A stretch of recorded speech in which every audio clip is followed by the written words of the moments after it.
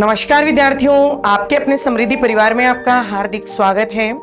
कैसे हैं आप सब लोग?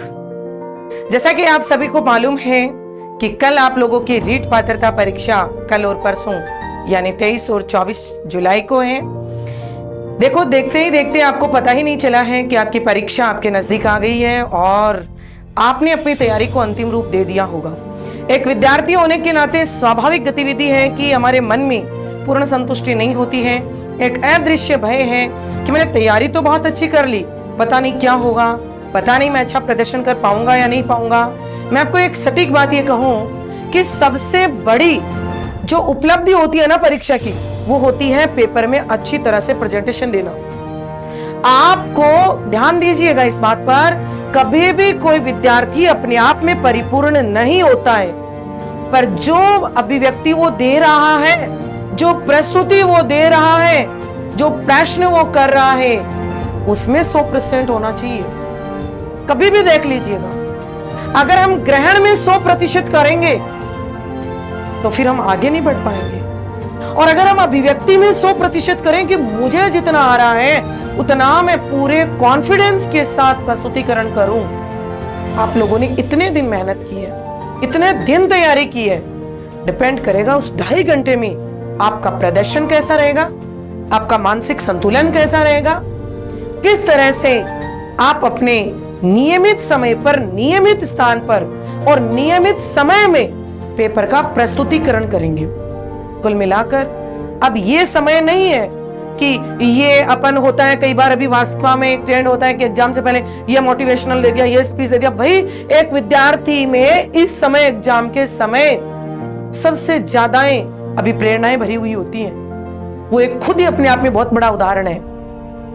इस समय की अभी प्रेरणा यही है कि खुद पर विश्वास रखें। कई बार होता है, जैसे जैसे परीक्षा की पहली रात होती है या पहला दिन होता है, हम नर्वस हो जाते हैं, या कई बार ऐसा भी देखा है कि जैसे जैसे परीक्षा का नजदीक समय आता है आपके स्वास्थ्य में भी गिरावट आने लग जाती है।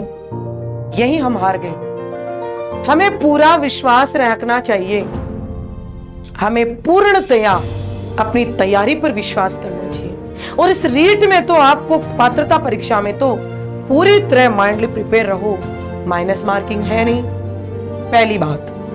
दूसरी बात, ये एक पात्रता परीक्षा है। हम सूझबूझ के माध्यम से यदि पेपर का प्रस्तुतिकरण करें तो हम बहुत अच्छे से प्रदर्शन कर सकते हैं। हमें अपने आत्मविश्वास को डगमगाना नहीं है। अब नई चीजों के हाथ मत लगाओ, जितना आपने पढ़ा है उस पर विश्वास करो। द्रुत पाठन के माध्यम से फटाफट सरसरी दृष्टि से मोस्ट पॉइंट जो आपको लग रहे हैं, जैसे मेथड्स वगैरह है, साइकोलॉजी है, दोनों लैंग्वेज है, आपका सब्जेक्ट है, जो पॉइंट आपको लगे कि टू द पॉइंट बिल्कुल आपके क्लियर है, उनको और अधिक क्लियर करें। नई चीज को मत छेड़ो, उस रास्ते मत जाओ जो आपको वर्तमान में नहीं आ रहा है। अभी आपने देखा होगा, ये एक ट्रेंड चल रहा है कि एग्जाम के पास में ही हमारे सामने ऐसे ऐसे प्रश्नों का संग्रह लाया जाता है जो हमने कभी देखा ही नहीं।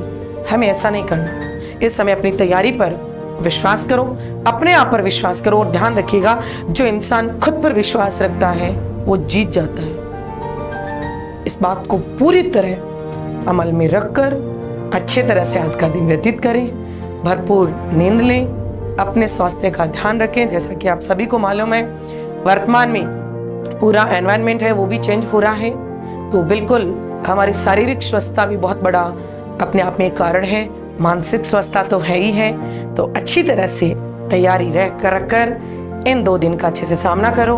पेपर देते समय एक बात का और ध्यान देना, पेपर देते समय कई बार ऐसा हो जाता है हमें 2 प्रश्न 3 प्रश्न आते नहीं है। शुरुआत में अगर ऐसा हो गया, हम हमारा कॉन्फिडेंस हिला देते हैं और आगे हमारी हालत ही नहीं बचती है कि हम आगे का पेपर अटेम्प्ट करें। नहीं भाई, अपन ने एक बात ध्यान देनी है इस समय, अरे भाई कम से कम 90 नंबर भी आ जाएंगे तो मेरी पात्रता क्लियर हो जाएगी, मुझे डरना नहीं है।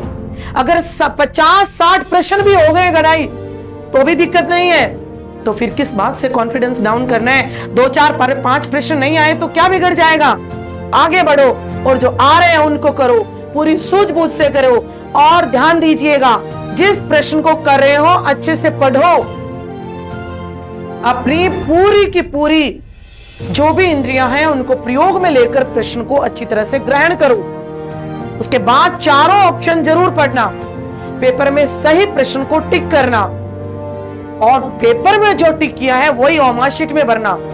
कई बार ये तक भूल हो जाती है कि पेपर में जो ऑप्शन टिक किया है वो आंसर सही है और ओमा शीट में गलत भर देते हैं। ऐसा नहीं करना। और जो सबसे इंपॉर्टेंट बात, समय सीमा का ध्यान रखना। एक ही सब्जेक्ट में घुसकर टाइम खराब मत कर देना। कई बार बच्चे होता साइकोलॉजी का पेपर करने लग जाते हैं, आधा से ज्यादा टाइम तो उसी में निकल गया, क्या मतलब निकलेगा। समय सीमा का ध्यान रखना। तीसरी बात, पेपर करते समय जब ओमा शीट भर रहे हो तो यह ध्यान देना, क्या मैं शुरुआत 1 नंबर से ही कर रहा हूं। कई बार 1 नंबर वाली स्लाइड रह जाती है। मैं व्यक्तिगत रूप से, प्रत्यक्ष उदाहरण है मेरे पास में, एक मेरे विद्यार्थी का ऐसा कि उसने एक बार एग्जाम में ओमा शीट भरते समय 11 नंबर से शुरुआत कर दी थी और वो असफल हो गया केवल अपनी व्यक्तिगत भूल की वजह से। कई बार हम परीक्षा में व्यक्तिगत भूल की वजह से अपने रास्ते में रह जाते हैं। पूरी सूझबूझ से रहो, अपने आप पर कॉन्फिडेंस रखो, स्वस्थ रहो, मस्त रहो, अच्छे से तैयारी करो, जो पढ़ा है उस पर विश्वास करो। बिल्कुल इसी उम्मीद के साथ संस्कृत समृद्धि परिवार की तरफ से आप सभी को रीट पात्रता की परीक्षा के लिए अग्रिम शुभकामनाएं, बहुत बहुत शुभकामनाएं। अच्छे से हर तरह से हम ये उम्मीद करेंगे कि आपका समय आपका साथ दे। Best of luck. Thank you so much.